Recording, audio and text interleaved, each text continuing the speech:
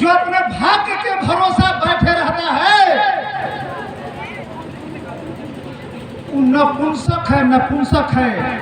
यह बात वीर भगत सिंह ने कहा था। जिस दिन हमारे लोग,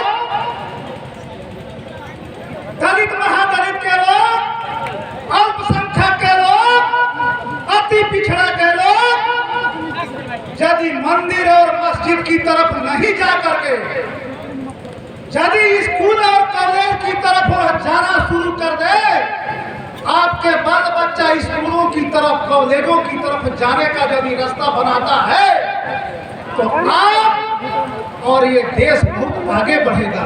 बाबा साहब ने कहा था कि स्कूल और कॉलेज की तरफ जाना सीखो, मंदिर मस्जिद की तरफ नहीं। मैं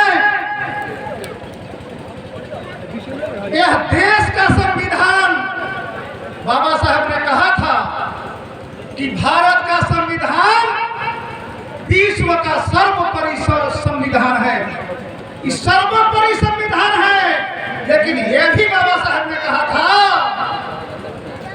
कि यह संविधान किसके हाथों में जाएगा, कौन इस देश का सरकार चलाएगा, यह संविधान किसके हाथों में जाएगा, उसके ऊपर निर्भर करता है।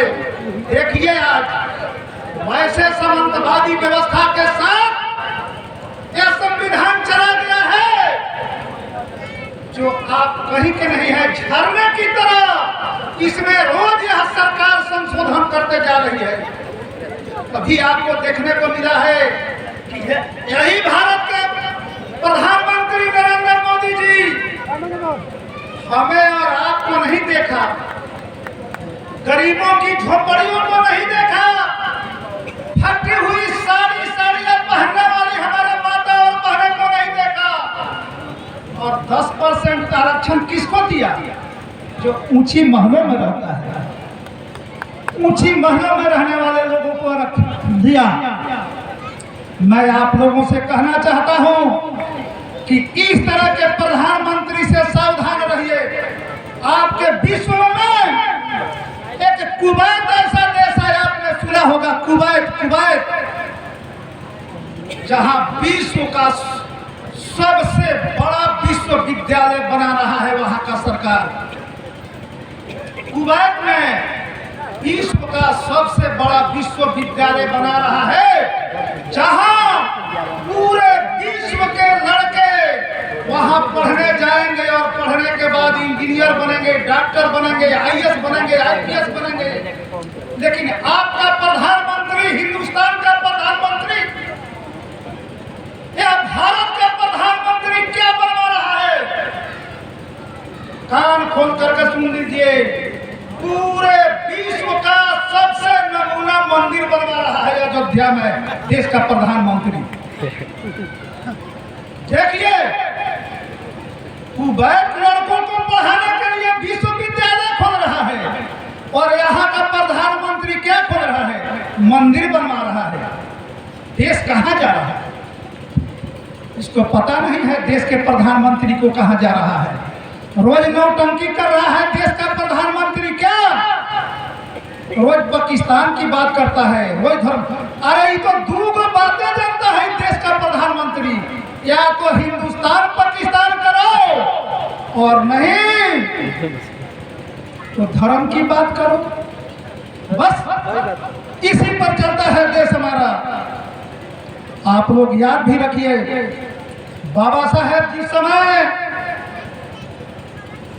जिस समय लंदन में गोलमेज सम्मेलन हो रहा था, आपका अधिकार पास होने जा रहा था, आपका अधिकार मिलने जा रहा था, उसी समय बाबा के लाडले बेटा छोटा, उसका तबीयत खराब हो गया था। उस मुन्ने का तबीयत खराब हो गया था और बाबा साहब को लंदन जाना था गोलमेज सम्मेलन में। लेकिन उसकी भाभी और भाई कहा कि अरे अम्बेडकर, तुम जा रहे हो लंदन में और तुम्हारा बेटा का तबीयत खराब है, तुम क्या अपने बेटे के बारे में नहीं सोचते हो? तुम अपने बेटे के बारे में बाबा साहब ने थोड़ा भी फिक्र नहीं किया। अपने पत्नी और भाभी से कहा, भाई से कहा कि मैं गरीबों की हक की लड़ाई और अधिकार के लिए लंदन जाऊंगा, आप लोग बेटे की दवा बीरो कराइए, वह ठीक हो जाएगा। लेकिन बाबा साहब लंदन गए और बेटा यहाँ एक्सपायर कर गया। बेटा बाबा साहब का मर गया, लेकिन आपके हक हुकूमत अधिकार के लिए बाबा साहब लंदन चले गए। आज हमारे माननीय बिहार सरकार के मंत्री जी बैठे हुए हैं, लोग आए हुए हैं, थोड़ा सा देह में दर्द हो जाएगा, तनकी सा बुखार हो जाएगा तो कहीं लोग का छोड़ा आए तो कहीं देह में दर्द हो गई, हम मीटिंग में नहीं जाए तो क्या हो। अरे सोचो, बाबा साहब आपके लिए अपने बेटे को गवा सकता है, बाबा साहब आपके अधिकार और हुकूमत के लिए लंदन जा सकता है। जरा धर्म के नाम पर माता और बहनों से मैं आग्रह करना चाहता हूँ कि ब्राह्मणवादी व्यवस्था से अलग होकर के अपने बेटा और बेटी को पढ़ाने का काम करें। एक दिन मैंने पहले भी संत रविदास जी के जयंती में मैंने कहा था कि एक ही मंत्र है शिक्षा, एक ही मंत्र है शिक्षा, जितना ही वह शिक्षा है शेरनी का दूध, जो शेरनी का दूध जितना ही पिएगा उतना ही जहां भी रहेगा वहां दहाड़ेगा, वही शेरनी का दूध है। इसलिए एक समय भोजन मिले या नहीं मिले, लेकिन मैं माता और बहनों से ये बात कहना चाहता हूँ, नौजवान साथियों से कहना चाहता हूँ कि वह शेरनी का दूध जरूर पियो, वह शेरनी का दूध जरूर पियो। इसलिए कि हिंदुस्तान के किसी भी कोने में रहोगे दहाड़ते रहोगे। इसीलिए मैं अपने नौजवान साथियों से ये कहना चाहता हूँ, ज्यादा नहीं बोलते हुए मैं आप लोगों से, यदि इस देश में संविधान नहीं होता, बाबा साहेब नहीं होता, तो जरा आप लोग उस समय का समय याद रखिए। आज आप कुर्सी पर बैठे हुए हैं,